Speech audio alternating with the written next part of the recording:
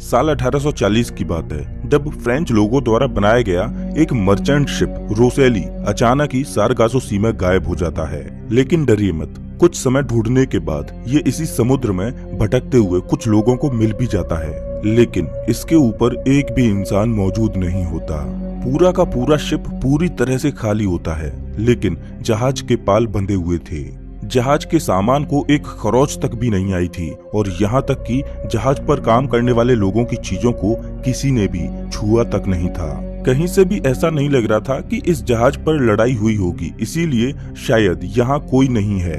ऐसा लग रहा था जैसे जहाज के सभी लोग एक साथ इस रहस्यमय समुद्र में गायब हो गए थे। लेकिन आज तक असली सच के बारे में कोई नहीं जान पाया। दोस्तों, आज के इस वीडियो में हम दुनिया के सबसे रहस्यमय समुद्र सारगासो के रहस्यों के बारे में जानेंगे। ये वीडियो सच में मजेदार होने वाला है, तो वीडियो को अंत तक देखते रहिए। दुनिया में बहुत तरह के समुद्र मौजूद हैं और आपने भी इनके नाम कभी न कभी जरूर सुने होंगे। जैसे कि ये मेडिटेरेनियन सी है। इसके समुद्र के पास हर वो क्वालिटी है जो आप इससे एक्सपेक्ट कर सकते हो। इसका कोस्ट लाइन करीब 45,000 किलोमीटर में फैला हुआ है।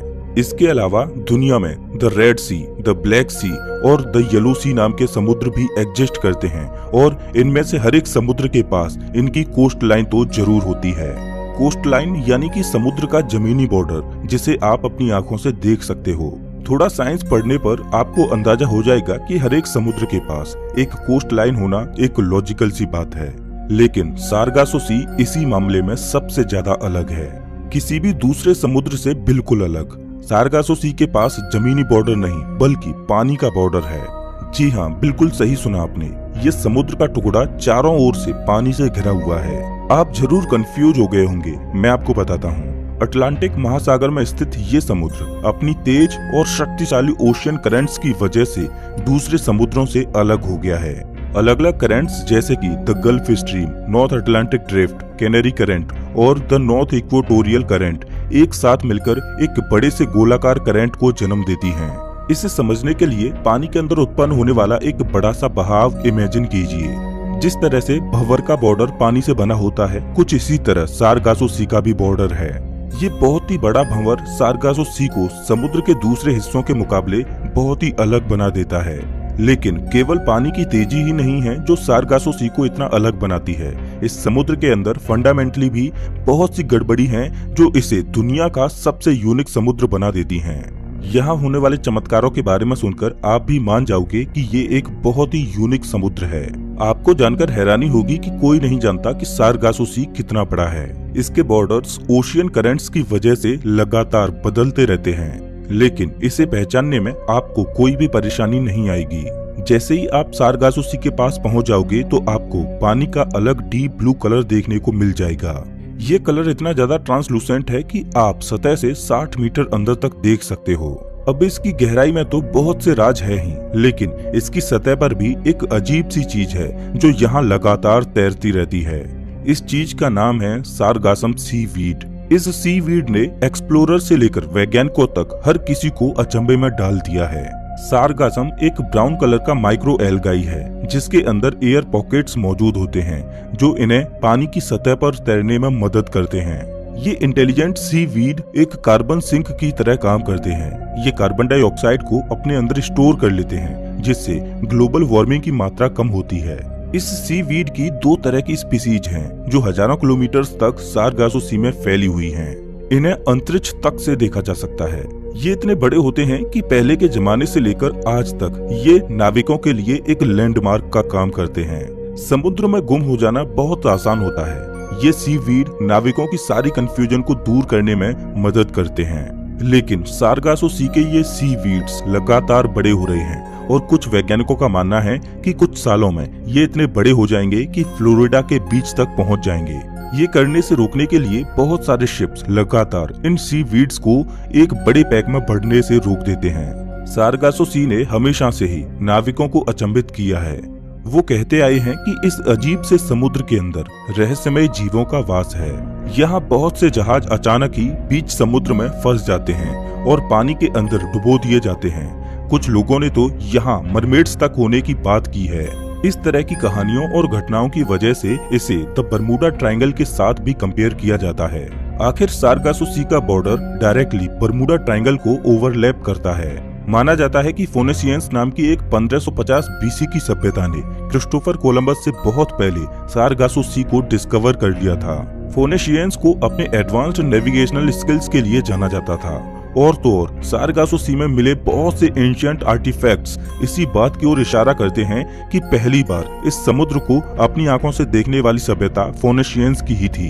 मुझे यकीन है कि फोनेशियंस की ये सभ्यता सारगासो सी की ओर इसलिए खींची चली आई थी क्योंकि यहाँ पर मछलियों की तादाद बहुत ज्यादा है। और तो और सारगासम सी वीड्स को दवाई, डाई और यहाँ तक कि सोर्स ऑफ गोल्ड की तरह भी यूज किया जा सकता है। कई 100 सालों से जो सेलर्स सारगासो सी से होकर अपने जहाज को लेकर आए हैं, उनका कहना है कि उन्हें पानी के अंदर से अजीब सी आवाज सुनने को मिलती है।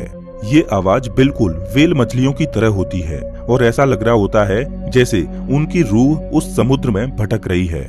लेकिन वैज्ञानिकों का मानना है कि ये आवाज स्नैपिंग श्रिम्प्स नाम की स्पीसीज करती है, जो इस मेथड से अपने शिकार को इमोबिलाइज या घायल कर देती है। सारगासो सी के ये फ्लोटिंग सीवीड आइलैंड्स बहुत सी स्पीसीज के लिए एक जरूरी सुखद जगह की तरह काम करते हैं। आपको यकीन नहीं होगा कि दुनिया की कुछ स्पीसीज ऐसी हैं जो सिर्फ और सिर्फ सारगासो सी में ही पाई जाती हैं और दुनिया में कहीं और उनका अस्तित्व नहीं है। सारगासो सी को फ्लोटिंग रेन फॉरेस्ट भी कहा जाता है क्योंकि यहाँ की बायोडायवर्सिटी किसी जंगल से कम नहीं है।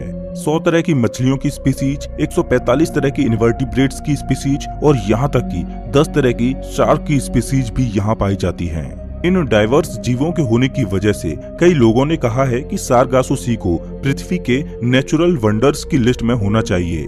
बेबी सी टर्टल्स सारगासो सी में पाए जाने वाले सबसे जरूरी जानवरों में से एक हैं। कैरेबियन सी से निकलकर जब ये सारगासो में पहुंचते हैं तो यहाँ उनके पास शिकारियों से छुपने के लिए जगह से लेकर खाने तक की हर चीज मिल जाती है। अगर सारगासो सी नहीं होता तो सी टर्टल्स की पॉपुलेशन वहाँ कभी नहीं पहुँच पाती जहाँ आज है। अटलांटिक व्हाइट मार्लिन एक और फैंटास्टिकल जानवर है जो सारगासो को अपना घर कहता है। प्रेग्नेंट मार्लिन मछलियाँ अपने अंडों को इन सी वीड्स में छोड़ देती हैं, जहाँ से कोई शिकारी उनका शिकार नहीं कर सकता। लेकिन एक अद्भुत जानवर तो ऐसा भी है जिसका नाम सारगासो सी से इंस्पायर होकर रखा गया है, सारगासम फिश। इसकी बॉडी वीड जैसी चीजों से बनी होती है जिसकी मदद से ये अपने शरीर को पूरी तरह से सारगासम वीड के अंदर छुपा सकती है। एक और ईल नाम का रहस्यमय जानवर सारगासो सी में केवल इसलिए आता है ताकि यहाँ रिप्रोड्यूस कर सके। यहाँ अपने अंडे देकर वो दोबारा से अपने घर यूरोप की तरफ चल देते हैं। सारगासो सी सच में पृथ्वी के अपने यूनिक प्लानिट की तरह है।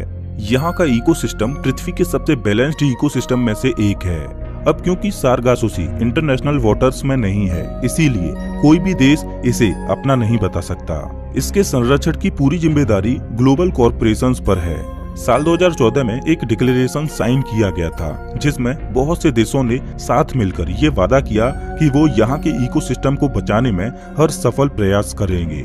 सारगासो सी ह्यूमैनिटी के लिए एक बहुत ही जरूरी चीज है, लेकिन इससे खतरा भी सबसे ज्यादा ह्यूमैनिटी से ही है। आपने the great Pacific garbage patch के बारे में तो सुना ही होगा। बिल्कुल इसी तरह the north Atlantic garbage patch भी एग्जिस्ट करता है, जो पैसिफिक गार्बेज पैच के मुकाबले कई गुना छोटा है।